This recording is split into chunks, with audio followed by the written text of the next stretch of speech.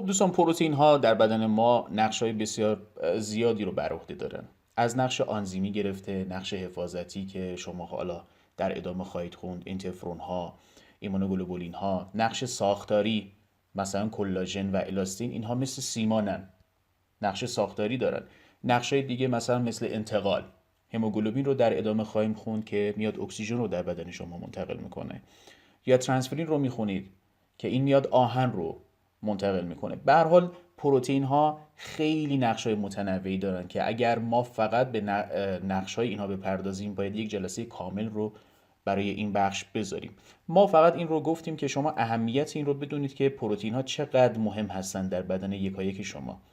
پروتئین ها ماکرومولکول هستن بچه ها. ماکرومولکول ها خودشون بیومولکول محسوب میشن. هر ترکیبی که در بدن موجود زنده باشه ما بهش میگیم بیومولکول. خب پروتئین ها که ماکرومولکول هستن به هر حال از واحد سازنده‌ای تشکیل شدن. واحدهای سازنده بهش میگم مونومر. ما برای اینکه درک صحیحی از عملکرد هر ترکیبی داشته باشیم باید واحد سازندش رو پیدا کنیم. باید ببینیم از چی ساخته شده، توالیش چیه، خصوصیات فیزیکی، شیمیایی، به هر حال بعدهای مختلفش رو بیایم بررسی بکنیم. برای پروتئین ها این مونومرها چی ان؟ اسیدهای آمینه هستن. خب حالا اسید آمینه چیه؟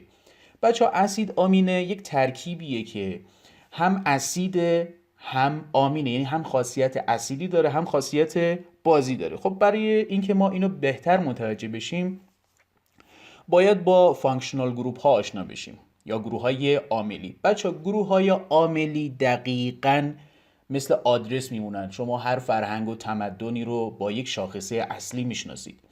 ترکیبات هم شاخصه اصلیشون چیه؟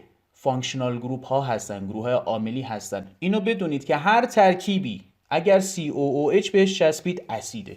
مثلا اگر OH بهش چسبید میشه الکل، اگر NH3 بهش چسبید میشه آمین. برای همین به این ترکیب شما میگید اسید آمینه. چرا؟ چون همزمان هم COOH داره هم NH3 داره. خب بچه ها بریم ادامه بدیم. تمامی اسیدهای آمینه دارای 4 تا شاخصه اصلی هستن. یکی COOH هست که با اون میشناسیمش، یکی NH3، یکی کربن آلفا و یکی هم زنجیره جانبی.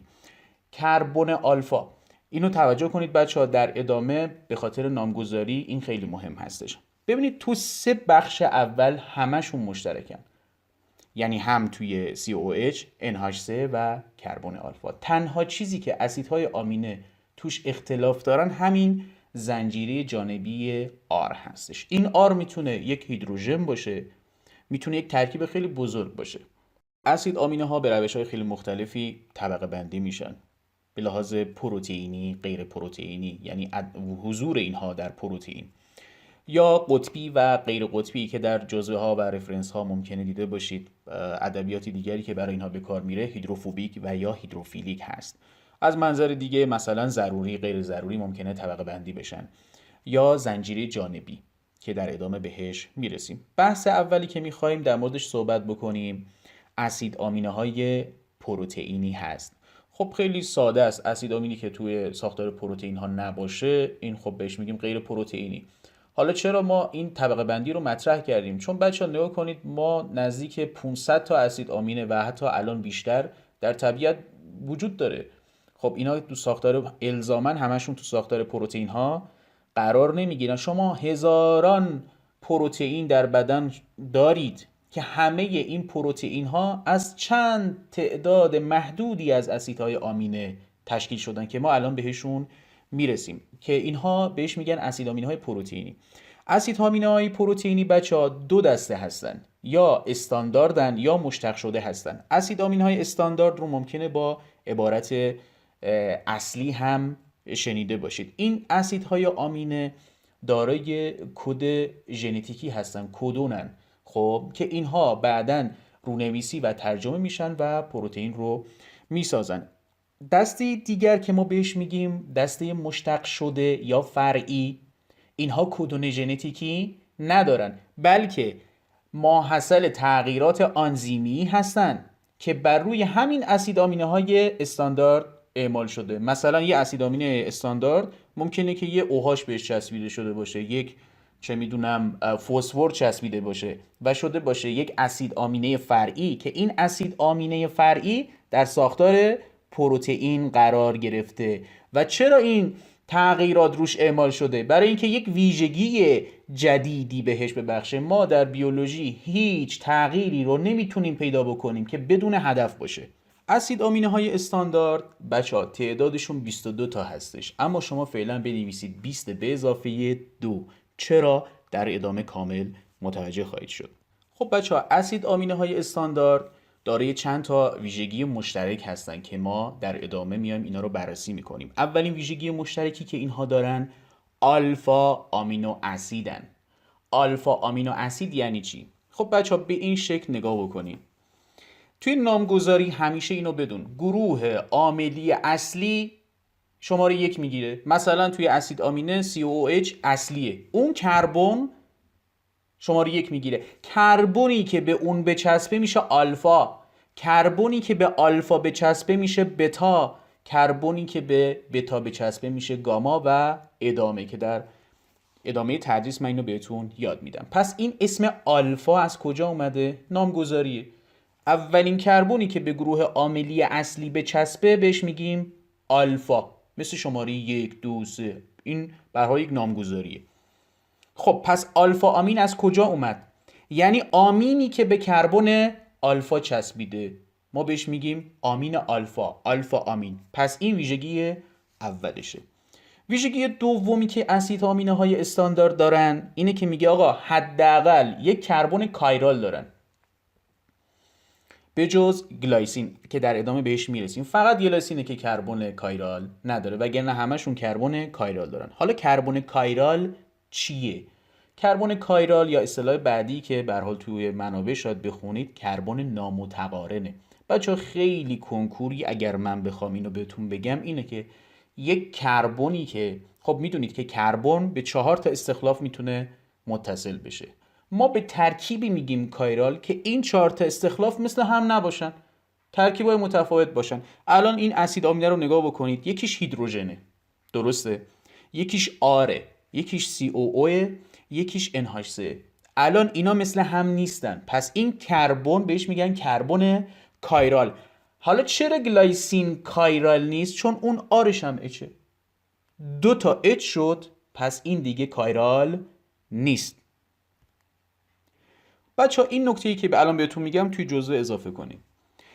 برای ترکیباتی که کربن کایرال دارن ما 2 به توان n تعداد ایزومر داریم ازش. مثلا اسید آمینه یک کربن کایرال داره، پس این 2 تا ایزومر داره. اگر 2 تا کربن کایرال داشت این چند تا ایزومر داره؟ 4 تا. اگر 3 تا داشت 8 تا و ادامه. مورد بعدی که برای اسید آمینه های استاندارد باید بدونید این خصلت مشترکش رو، ایزومری هستش، ایزومری نوع L. بچه ها هر موقع ایزومری نوع L و D دیدی بدون که این در مورد انانتیومر داره صحبت میکنه. L و D هست که فقط برای انانتیومر به کار میرود، این نکات رو بنویسید.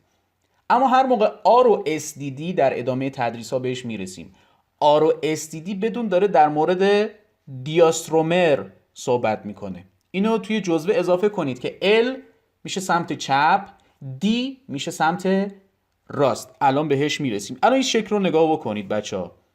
اگر که گروه آمین سمت چپ باشه بهش میگن ایزومری نوع L. اگر سمت راست باشه میشه ایزومری نوع D. داره بهت میگه آقا اون دسته از پروتئین هایی که در اون دسته از اسید آمینه هایی که در ساختار پروتئین مشارکت دارن ایزومری نوع L هستن. یعنی چی؟ یعنی آمینشون سمت چپه. حالا ما در مورد ایزومر الان صحبت کردیم، ولی خود ایزومر یعنی چی بچه ها؟ ایزومر، ایزو به معنی یکسان، برابر، مر به معنای ترکیب، یعنی ترکیبی که 2 تا ترکیب الان داری میبینی که مثل همن ولی در یه چیزی با هم تفاوت دارن. حالا انواع ایزومرها رو من بهتون فایل میدم، تو مقدمه ها قبلا من کامل توضیح دادم که اینا چی ان. انواع ایزومر داریم. الان ما در مورد انانتیومر و دیاسترومر که داریم صحبت میکنیم بچه ها، یعنی داریم در مورد ایزومرهایی صحبت میکنیم که اینها در فضا با هم، شکل‌گیری موقعیت ها در فضا با هم تفاوت دارن. همون جوری که الان دیدید این آمینش سمت چپه، این آمینش سمت راسته. حالا فرق انانتیومر و دیاسترومر چی هست؟ اینه که انانتیومر این ترکیباتی که به هر حال تو فضا با هم متفاوت هستن، دو تا ترکیبه، اینا تصویر آینه هم هستن ولی بر هم منطبق نیستن. اگر کسی اینا براش سوال شد توی رفع اشکال بگه، من کامل براش توضیح میدم، چون مقوله کاملا مفهومی هستش و کنکوری نیست، من براتون اینجا نیاوردم. ویژگی بعدی که بچه ها اسید آمینه های استاندارد دارن چیه؟ آمین آزاد دارن. آمین آزاد چیه؟ بچه ها ترکیباتی که پیوند یگانه دارن اینها آزادی چرخش دارن. درسته حالا شما توی صفحه میبینی اینجوری چسبیده، ولی خب توی فضا اینجوری نیست، این میتونه بچرخه ترکیبه، ولی وقتی پیونده شد دوگانه یا به هر حال حلقوی شد و حلقوی دوگانه شد، این دیگه محدود میشه، اون آزادی چرخش قبلی رو نخواهد داشت. برای همین میگیم اینها آمین آزاد دارن. حالا چرا پرولین این رو نداره؟ چون آلفا آمینش، همین آمینی که به کربن آلفا چسبیده، این درگیر حلقه شده و این خب به هر حال آزادی که آمین آزاد داره این نداره. دلیل دیگه ای که به هر حال رفرنس ها به اون اشاره میکنن چیه که به همین دلیل میگن آمین آزاد؟ این که بتونه توی واکنش شرکت بکنه. همونجوری که میدونید بچه‌ها نیتروژن میتونه 3 تا پیوند بده که برای همین میبینید که NH3 نوشته و یه دونه مثبت اینجا. چرا؟ چون نگاه کنید الان 4 تا پیوند داده، هر موقع نیتروژن شد 4 پیوندی میشه N مثبت. برای همین هستش NH3 که نوشته بالاش یه مثبت نوشته. حالا چرا آمین پرولین نمیتونه واکنش بده؟ به هر حال چون درگیره و نمیتونه واکنش دیگری رو بده با اسید آمینه دیگری.